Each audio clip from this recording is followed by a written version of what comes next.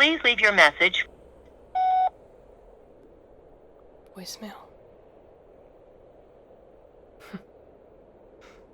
I'm sorry to leave you a voicemail like some kind of savage, but you're not answering your phone or your texts, so I just thought I would try to reach you this way. Look, it's a cold night. It's freezing, and I'm so worried about you. Hell, I'm even worried enough that I went by your place.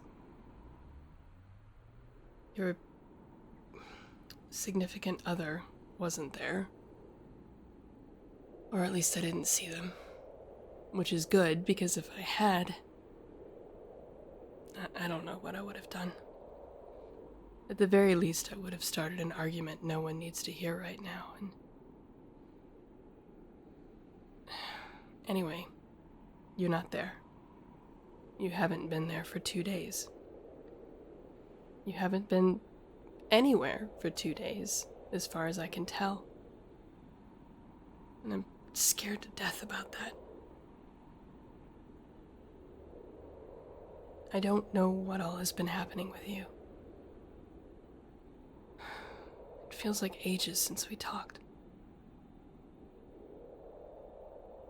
We used to talk all the time.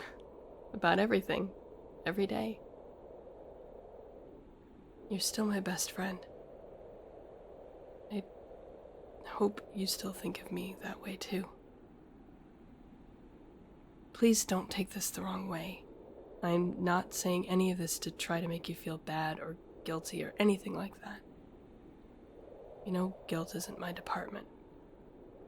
Especially since I feel like it's been used as a weapon against you for so long. When we were growing up, your parents would make you feel guilty for every little perceived transgression. Your room wasn't neat enough. Your grades were good, but you could always do better. Your friends were undesirables. Hey, that's me. Everything you did, or said, or were was just not good enough for them. And they made you feel it all of the time, I know that. I never even had to say anything to you to make you feel it. I remember all those times you had brought me over to play games in your room, and you had to sneak me in the back door. Not because we were going to do anything illicit, really, but because you knew if your parents saw me, they'd either find an excuse to send me home, or start reading you the riot act about how you shouldn't be wasting your time, or doing anything but studying. On a Friday afternoon. So, I know we kind of thought of college as a bit of an escape. Even if your parents made you go close to home. The mere fact we had rooms away from the neighborhood made it seem like we'd run away and hit the big time. You seemed so free then. But also, so very lost. You knew what you had to major in. You knew what classes you had to take. You knew what you had to study, but you also seemed never quite caught up. Until the year you got caught up in them. I know. We've been through all this a million times before, and it's not anything we need to go through again. But I remember how your eyes would light up when they came in the room, and how the light would just go out completely when they left. I'd never seen anything like it before. You were very much in love. Hell, for all I know, you still are. But it isn't good for you. Not this love. It was never good for you. I'm sorry. Yeah, at first things were great, and they would tell you when to study, and help you with your finals and papers and everything, and they'd spend all their time with you. and make you feel like you were the center of the universe. But they took nearly everything else away. You weren't allowed to indulge in your hobbies anymore. The couple of clubs we joined together, theater and art, those went away. I was there, but you weren't anymore. You stopped talking to me as much. You moved out of our dorm and into their apartment. Introduced them to your family.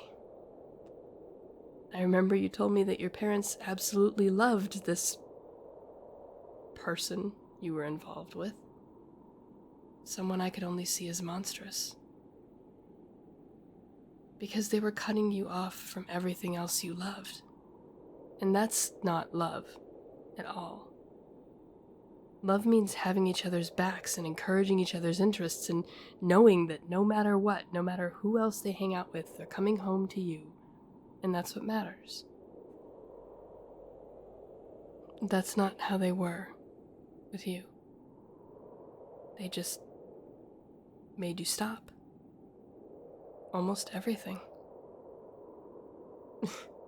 I think the only reason you and I kept talking is because we had had such a strong connection from before. You did stop talking to literally everyone else we knew. And the only reason you and I ever talked anymore was because, again, we were sneaking around to do it. I hated that. I hated having to set up times and places ahead of our conversations because you couldn't bring your phone with you because they'd be able to track you down and find you.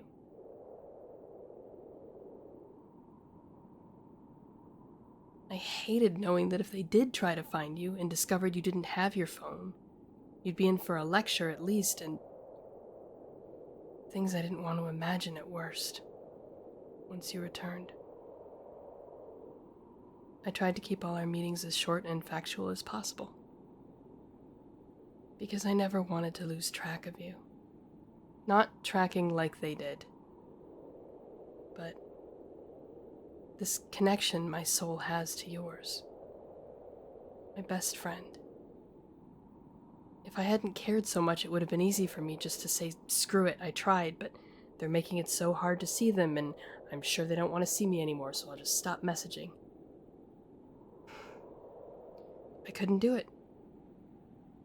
I care about you, and you've been gone for 2 days now, and I'm terrified.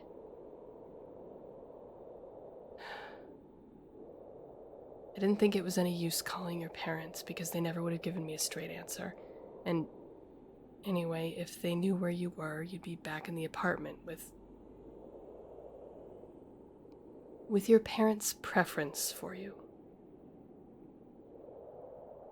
I know you've talked so many times about wanting to get out, to get away for good. I know your eyes don't light up when they come in the room anymore.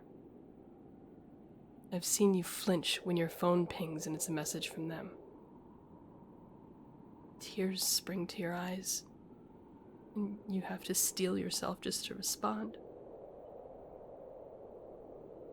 To the person who's supposed to love you best in the whole world. Everything you do is to keep them from getting angry at you, and it makes me so angry. I don't pick fights because it would be dangerous for you, but God, I want to. Sometimes I just wish I could go over there and, I don't know, punch them? Throw them off the fire escape. Something. Anything to make them hurt as bad as they've hurt you. I don't do it. But believe me, a big part of me wants to.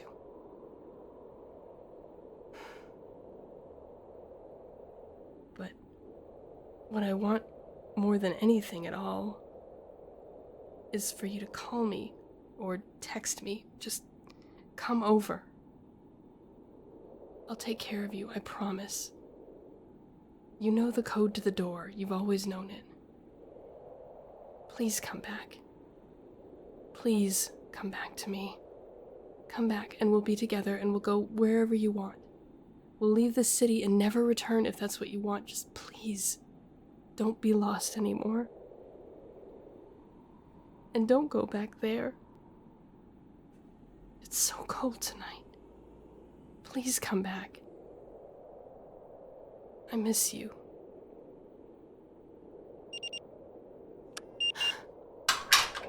Oh my god. You're here.